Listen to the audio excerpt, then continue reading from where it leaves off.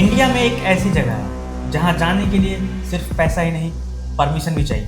मैं बात कर रहा हूं आदि कैलाश की, एक ऐसी राइड जहां एक छोटी सी गलती खतरा बन सकती है। धारचूला के बाद ना पेट्रोल पंप मिलता है और ना ही प्रॉपर रोड्स, और परमिशन के बिना तो आप बिल्कुल भी आगे नहीं बढ़ सकते हो। लेकिन जब आप वहां पहुंचते हो तो नेचुरली आप पहाड़ पे ओम लिखा हुआ देखते हो, और उस मोमेंट पे समझ में आता है कि यह सफ़र क्यों इतना स्पेशल है। आज की इस वीडियो में मैं बात करूंगा आदि कैलाश ट्रिप के complete day wise route plan, budget और वो गलती जो मैंने खुद की है। इस जर्नी का पहला दिन स्टार्ट होता है नोएडा से, क्योंकि मैं नोएडा में रहता हूँ। आप चाहो तो आप दिल्ली से भी कर सकते हो, आप जहाँ से भी हो, मतलब नोएडा दिल्ली पास पास ही है। तो नोएडा से पिथौरागढ़ का डिस्टेंस जो है अप्रॉक्स 450 किलोमीटर के आसपास का है, और रूट कुछ इस प्रकार होगा कि नोएडा, मुरादाबाद, रुद्रपुर, टनकपुर, लोहाघाट होते हुए फिर पिथौरागढ़। अगर आप सुबह 5 से 6 बजे अपनी राइड स्टार्ट करते हो तो बड़े कंफर्टेबली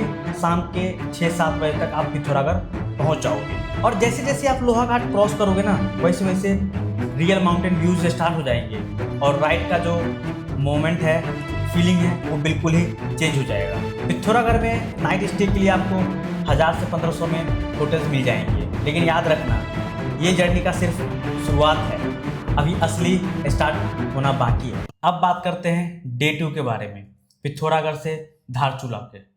आज की राइड बहुत ज़्यादा लंबा नहीं होने वाला है, 90 से 100 किलोमीटर बस। लेकिन रियल इम्पोर्टेंस यहाँ से स्टार्ट होती है। जैसे जैसे आप धारचूला पहुँचते हो वैसे वैसे काली नदी आपके साथ साथ चलती है और नेपाल क्लियरली दिखने लगता है। धारचूला एक यूनिक टाउन है। नदी के एक साइड इंडिया और दूसरे साइड नेपाल। बस ब्रिज क्रॉस करो और नेपाल पहुंच जाओगे। ये है ब्रिज जो इंडिया और नेपाल को कनेक्ट करता है और धारचूला को दारचूला से कनेक्ट करता है। 10 कदम के बाद नदी क्रॉस करते ही मैं नेपाल में आ जाऊंगा। मैं आ चुका हूँ अभी नेपाल में। ये पीछे देखो। हमारा मकसद है परमिट लेना आदि कैलाश के लिए, और परमिट मिलेगी आपको एसडीएम के ऑफिस से। और उसके जो डॉक्यूमेंट्स चाहिए वो चाहिए आधार कार्ड, 2 पासपोर्ट साइज फोटो और आपके व्हीकल के डॉक्यूमेंट्स। बट व्हीकल के डॉक्यूमेंट्स परमिट के लिए नहीं चाहिए, वो अदर चेक पोस्ट पे चाहिए होती हैं। लेकिन इसका मैं एक इजी हैक बता देता हूँ। अभी जो मैं स्क्रीन पे भैया का नंबर दे रहा हूँ, डिस्क्रिप्शन में भी डाल दूंगा। परमिट बन के भी आ चुका है। मैं इन भैया से बनवाया था, महेश भैया है इनका नाम, महेश चंद। और ये रहा मेरा परमिट। तो इससे मैं आदि कैलाश, ओम पर्वत और साथ साथ अगर मौका मिलता है और जाने को रास्ता ओपन रहता है तो लिपुलेख भी चलेंगे। तो इन भैया से आप कॉन्टेक्ट कर लेना, और अपना राइड स्टार्ट करने से एक दिन पहले स्टार्ट कर लेना और इनको डिटेल सेंड कर देना। और जैसे ही आप धारचूला पहुंचोगे तब तक जो है ये भैया आपके बिहाफ पे परमिट बना के रखेंगे। और दूसरा एक चीज़ कि मैं धारचूला के मार्केट में स्टे नहीं लिया था, क्योंकि देखो मार्केट में बहुत भीड़ भाड़ होती है, तो वहाँ अच्छा स्टे नहीं मिलता है, मुश्किल होता है। मार्केट में मैं पसंद नहीं करता हूँ भीड़ भाड़ जगह। तो धारचूला से 2-4 किलोमीटर पहले जो गाँव है, कस्बा है, जैसे मैं रुका था, एक जमतर करके गांव है, वहाँ रुका था इनके यहाँ। जो स्क्रीन पे अभी वीडियो आ रहे हैं, इनके यहाँ मैं रुका था। तो काफ़ी रीजनेबल था और काफ़ी अच्छे लोग थे, तो आप भी रुक सकते हो, है ना, किफ़ायती, अफोर्डेबल। डे 3 से स्टार्ट होता है इस जर्नी का रियल एडवेंचर। धारचूला के बाद जैसे आप राइड स्टार्ट करते हो गुंजी के लिए, रोड का नेचर कम्प्लीटली चेंज होता है। स्मूथ हाईवे बदल जाती है आपके ऑफ रोड में, जहाँ एक तरफ पहाड़ होता है और दूसरी तरफ खाई। कभी ब्रोकन पैचेस, कभी लैंडस्लाइड एरिया, जहाँ हर एक मोमेंट पे आपको अलर्ट रहना होता है। और यहाँ पे टेस्ट होती है आपकी राइडिंग स्किल्स। इस रूट पे आप क्रॉस करते हो तवाघाट, मालपा, बुधी, और फिर पहुँचते हो गुंजी। गुंजी बहुत इंपॉर्टेंट टाउन है आदि कैलाश के जर्नी में। ये समझो एक वाई जंक्शन है। जब गुंजी से लेफ्ट साइड वाले रास्ते पे जाओगे तो ओम पर्वत की तरफ, और राइट साइड वाले जाओगे तो आदि कैलाश की तरफ। तो मैंने क्या किया था, मैं गुंजी नहीं रुका था, मैं गुंजी से आगे चला गया था 5 किलोमीटर आगे, नावी विलेज। और मैं यहाँ रुका था एक होम स्टे में, अतिथि होम स्टे। ये रहा हमारा स्टे, मैं आपको दिखा देता हूँ एक बार। और किफ़ायती है, ज़्यादा महंगा भी नहीं है, और स्पेसियस देखो बहुत ज़्यादा। ये पूरा कमरा जो है ना अपन का ही है, मतलब अपन कहने का मतलब कि मेरा, और जो शेयर कर रहे हैं मेरे साथ आज सूरज भाई साहब कर रहे हैं। काफ़ी अच्छा होम स्टे था, बढ़िया खातिरदारी हुई वहाँ पे, अफोर्डेबल रेट में। और रीज़न क्या था कि मैं गुंजी में ना रुका, नावी में रुका, उसका रीज़न ये है कि पीक टाइम पे गुंजी फुल हो जाती है। लिमिटेड स्पेस होने की वजह से फुल हो जाती है और स्टेज मिलते नहीं। तो नावी अच्छा है, नावी में ज़्यादा भीड़ भाड़ नहीं होती है, तो नाइट स्टे आप यहाँ कर लेना। बाकी आपकी मर्जी। लेकिन रुको, राइड का असली टफ पैचेस अभी बाकी है, अभी आगे होगा। तो अब बात करते हैं डे 4 के बारे में। इस दिन हम लोग स्टार्ट करेंगे इधर आदि कैलाश या ओम पर्वत, जो भी आपका मन करे। मैंने किया था ओम पर्वत। तो देखो, ओम पर्वत का जो व्यू पॉइंट है नावी डांग, वहां तक बाइक से जाया जा सकता है और जाते भी हैं लोग, लेकिन रास्ता बहुत ही खराब है, बहुत ही खराब है, बहुत गंदा रास्ता है। तो इसलिए मैं चूज किया था 4x4, एक कैंपर वैन हायर किया था और उससे गया था। अपनी 4x4 गाड़ी भी आके लग गई है। ये है पहाड़ों का राजा बोलेरो कैंपर। और पता है आपको, यहाँ ना हाइलक्स भी कभी कभी फेल हो जाती है, लेकिन ये फेल नहीं होती है। और आप अपना डे जो है स्टार्ट करना सुबह 5 से 6 बजे स्टार्ट कर ही लेना, अर्ली मॉर्निंग। ठीक है, मैं क्यों कह रहा हूँ, तो देखो, जैसे ही आप नावी डांग के चेक पोस्ट पे पहुंचोगे, जो ओम पर्वत का जो व्यू आता है, व्यू पॉइंट वहाँ पे, तो वहाँ पे आपको जो हमारे ITBP वाले हैं वो उनका चेक पोस्ट है। अगर ओपन रहता है और आपका किस्मत अच्छा रहता है और इंडियन आर्मी अलाउ करती है, तो आप लिपू लेक पास जा सकते हो। और मैं क्यों कह रहा था कि बाइक से नहीं आने के लिए, लिपू लेक पास जाने के लिए जो हमारे डिफेंस पर्सनल हैं वो बाइक्स को अलाउ नहीं करते, क्योंकि रास्ता जो है बिल्कुल ही खराब है। मतलब जो अभी ओम पर्वत तक आए हो ना रास्ता, उससे भी ज़्यादा खराब है। तो इधर सिर्फ वो 4x4 को अलाउ करते हैं जाने के लिए। तो आप 4x4 से लिपू लेक पास तक जा सकते हो और वहाँ से आप कैलाश पर्वत के दर्शन कर सकते हो। यानी कि आप साक्षात शिव जी के जो घर हैं वो आप देख सकते हो। आपको कैलाश पर्वत का दर्शन करवा रहा है आपका भाई राइड विद शिवू।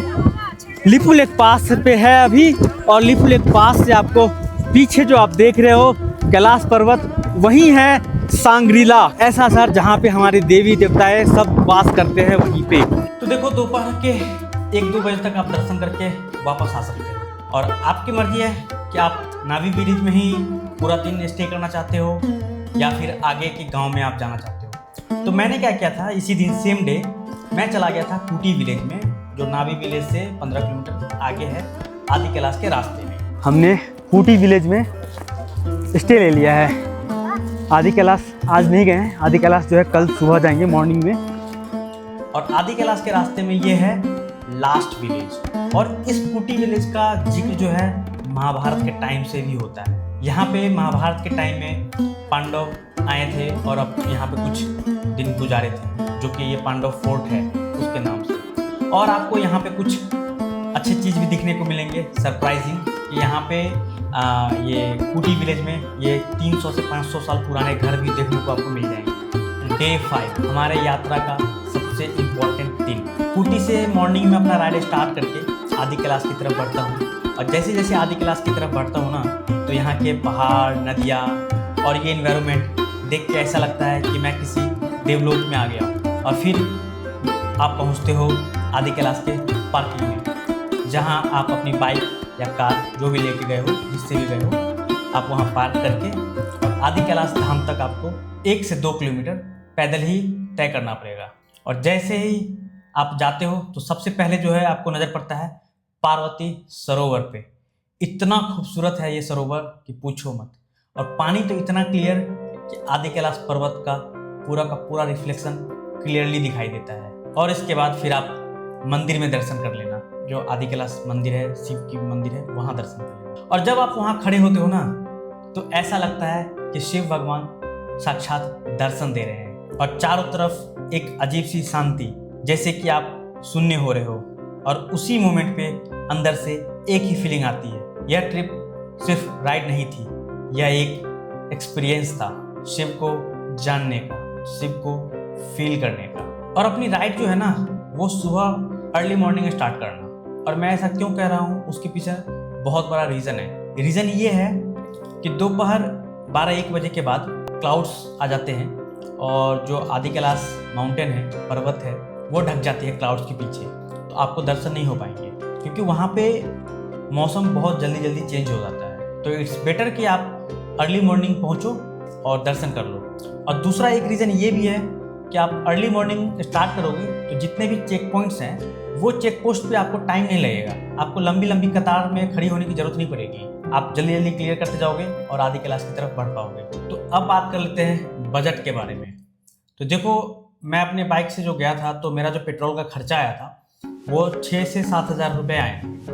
क्यों? क्योंकि मेरी बाइक जो है माइलेज कम देती है, लाइक वो 25 के आसपास की माइलेज देती है, ठीक है। और स्टे का जो खर्चा है वो 1000-1200-1300 रुपये पर डे का आपका खर्चा लग जाएगा। और कोशिश करो कि आप होम स्टे में रुकना, और ज़्यादातर आपको होम स्टे ही मिलेंगे, और नेगोशिएट करना ठीक से, तो ठीक रेट में मिल जाएगा। और मैं क्यों कह रहा हूँ होम स्टे में करने के लिए? क्योंकि होम स्टे में ना आपको डिनर इंक्लूड मिलता है। बाकी जो ऐसे खर्च होगा पर डे, जैसे लंच वंच या मैगी वैगी खा लोगे, तो वो 200 से 300 रुपये पर डे जो भी आप खर्चा करते हो, जिस हिसाब से करते हो, तो टोटल जो खर्च आएगी आपको इस ट्रिप का वो 14 से 16 हज़ार रुपये के खर्च आएंगे। अगर आप भी आदि कैलाश यात्रा प्लान कर रहे हो बाइक से या कार से जाने के लिए, तो इस वीडियो को सेव कर लेना और अपने उस दोस्त को भी शेयर कर देना जो आपके साथ आदि कैलाश जाना चाह रहा है या वो खुद ही जाना चाहता है। ये वीडियो उसके काम आएगी और आपके भी काम आएगी। तो कमेंट में हर हर महादेव लिख देना, और कोई भी क्वेरी हो बेझिझक डाल देना, मैं पर्सनली रिप्लाई करूँगा। तब तक के लिए धन्यवाद। मिलते हैं किसी और राइड पे, किसी और पहाड़ी सफर में।